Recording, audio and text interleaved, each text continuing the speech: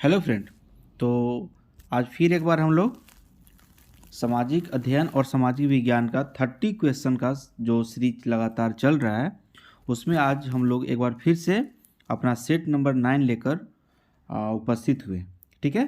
तो जैसा कि आपको बताया था कि अभी रिसेंट में होने वाली जितने भी एग्जामिनेशन है वनडे एग्जामिनेशन उसमें जो क्वेश्चन का लेवल लगातार बढ़ते जा रहा है उसी से कुछ कुछ सेट को कलेक्ट करके आप लोगों तक पहुंचाया जा रहा है।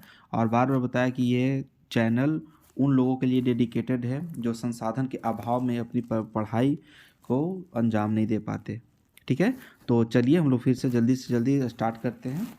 देखिए इसमें क्या बोल रहा है कि निम्नलिखित में से किस गोलमेज सम्मेलन में भारतीय राष्ट्रीय कांग्रेस के प्रतिनिधि ने प्रथम बार भाग लिया था। देखिए क्या हुआ था कि जब गांधी इरविन समझौता हुआ तो गांधी इरविन समझौता हुआ था कब 1931 में। ठीक है। और गोलमेज सम्मेलन जो स्टार्ट हुआ था वो 1930 से हुआ था। ठीक है। कहाँ 1930 से स्टार्ट हुआ था।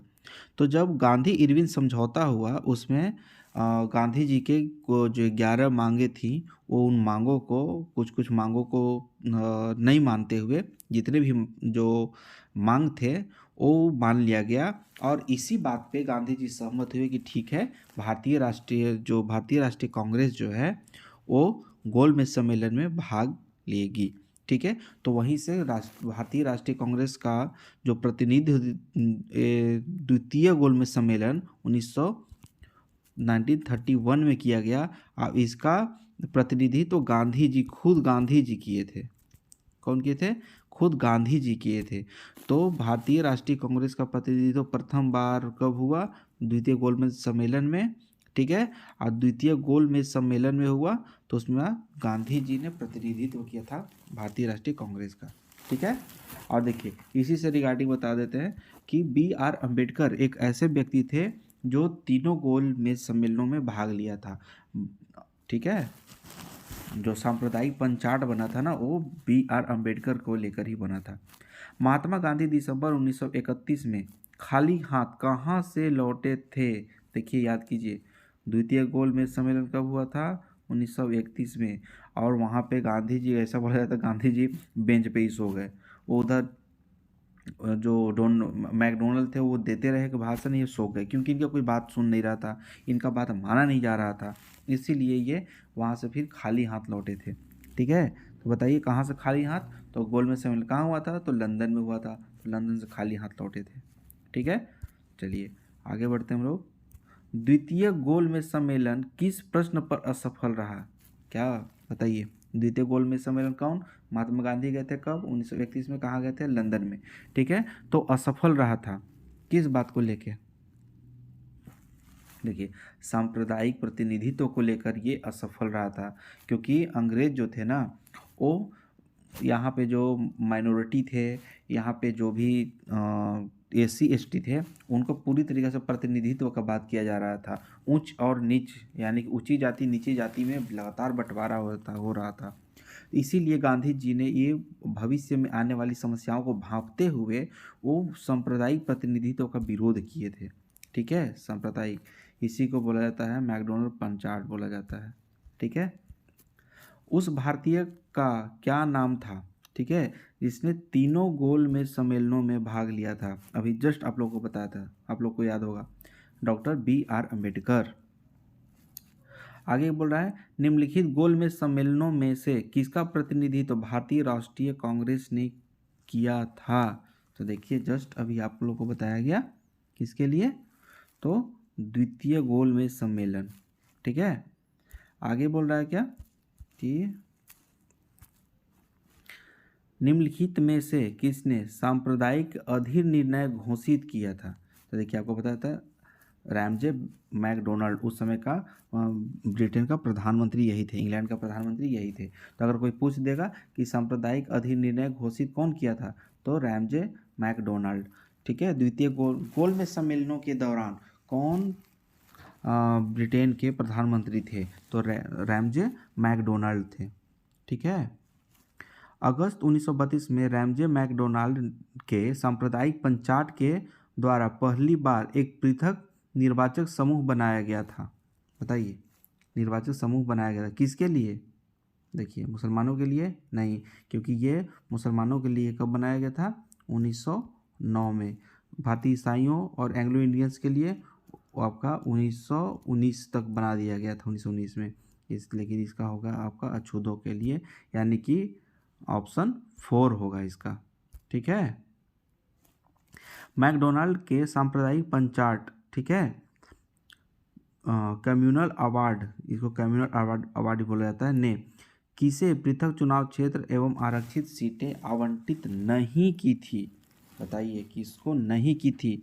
याद रखिएगा, बौद्धों को नहीं किया गया था। ठीक है, बौद्धों को नहीं किया गया था, तो यहाँ पे याद रखिएगा आप लोग।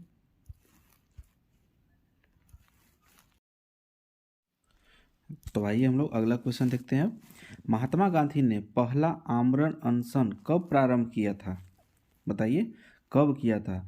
तो यही जब मैकडोनाल्ड सांप्रदायिक पंचाट जब आया था, तो उस समय गांधी जी यरवदा, पूना की यरवदा जेल में थे, और वहीं सांप्रदायिक कम्युनल के समय गांधी जी अपना आमरण अनशन स्टार्ट किया था। ठीक है, और सबसे लंबा आमरण अनशन कब किया था? आपका भारत छोड़ो आंदोलन के दौरान। तो इसका आंसर ए हो गया। ठीक है, आगे क्या बोल रहा है? सांप्रदायिक अवार्ड, ठीक है, एवं पूना पैक्ट में क्रमशः दलित वर्ग के लिए कितने सीटें दी गई थी? ठीक है, तो देखिए, इसका आपका आंसर हो जाएगा, सांप्रदायिक अवार्ड में कितना किया गया था? 71, और पूना पैक्ट में जब गांधी जी और अंबेडकर जी के बीच हुआ तो कितना मिल गया? 147। ठीक है, तो ये आपका आंसर आपका 2 होगा। पूना पैक्ट संबंधित था, देखिए अभी जस्ट बात हो रहा था कितने, किसके लिए? आपका दलित वर्ग से है ना। डॉक्टर BR अम्बेडकर व गांधी जी के बीच एक समझौता हुआ जो कहलाता है, क्या कहलाता है? आपका पूना समझौता कहलाता है। तो इसका आंसर 3rd होगा। कहाँ थे गांधी जी? पूना, पूना में थे, यरवदा जेल में थे। और वो यरवदा जेल में क्या कर रहे थे? तो जो सेकेंड सविनय अवज्ञा आंदोलन चला था, उसमें उनको गिरफ्तार करके अंदर डाल दिया गया था। पूना पैक्ट पर हस्ताक्षर किया था, तो गांधी जी भी नहीं किए, जिन्ना नहीं किए, सुभाष चंद्र बोस नहीं किए, गांधी जी भी नहीं किए, गांधी जी खुद से नहीं किए थे, तो गांधी जी के समर्थकों एवं BR अम्बेडकर ने किया था। देखिए, निम्नलिखित में से किसने ऐतिहासिक 1932 में के पूना समझौता पर हस्ताक्षर नहीं किए? तो कौन नहीं किए थे? तो गांधी जी खुद से नहीं किए थे, ये मदन मोहन मालवीय और C राजगोपालाचारी, इन्हीं ये लोग ही किए थे। ठीक है, आगे का क्वेश्चन क्या बोल रहा है आपका कि पूना पैक्ट जो हुआ था, ठीक है, तो पूना पैक्ट के बाद एक, मतलब ऐसा, हरिजन सेवक संघ, हरिजन उसी समय सबसे पहले गांधी जी हरिजन नाम दिए थे दलित लोग को। हरिजन सेवक संघ की स्थापना हुई थी, इसके अध्यक्ष कौन थे? बताइए, कौन थे?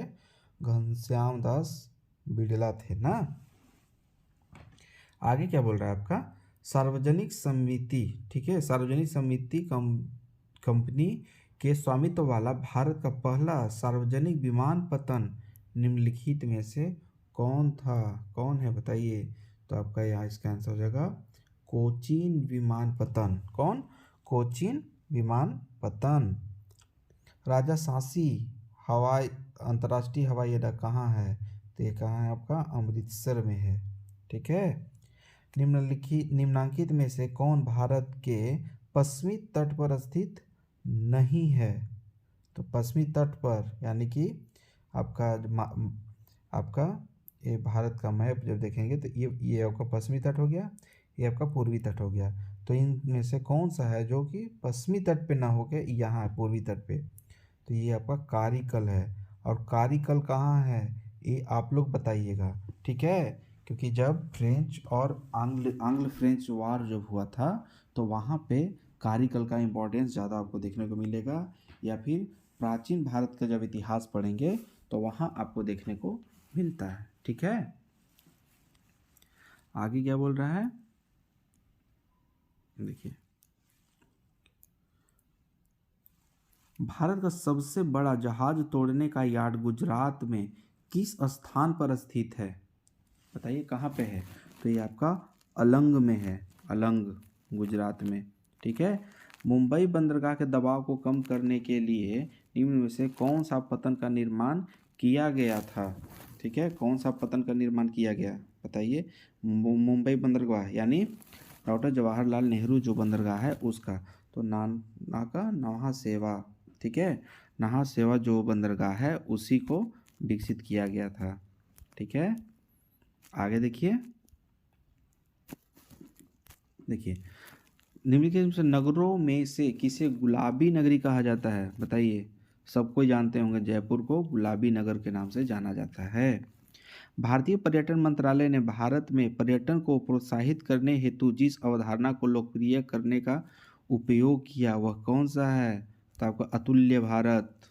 ठीक है ना, जितना एग्जाम नहीं होता उतना से ज़्यादा योजनाएं याद करना पड़ता है। तो ये तो है, दुर्भाग्य है हम लोग के लिए, जो भी छात्र हैं उनके लिए दुर्भाग्य है कि इतनी सारी योजनाएं तो चल रही है लेकिन आपका जो स्टूडेंट है उनके हित में कोई काम नहीं किया जा रहा है। तो ये कुरियर सेवा से करने के लिए, कुरियर सेवा से कंपटीशन प्रतिस्पर्धा करने के लिए भारतीय डाक विभाग ने द्रुत डाक सेवा का आरंभ कब किया? बताइए कब किया था? 1986 में किया था ना, यानी कि जो स्पीड पोस्ट है वो कब से स्टार्ट हुआ आपका? स्पीड पोस्ट 1986 से। एक मार्ग क्या है? देखिए गुणवत्ता गारंटी की मोहर है वो। क्या है? गुणवत्ता गारंटी की मोहर है।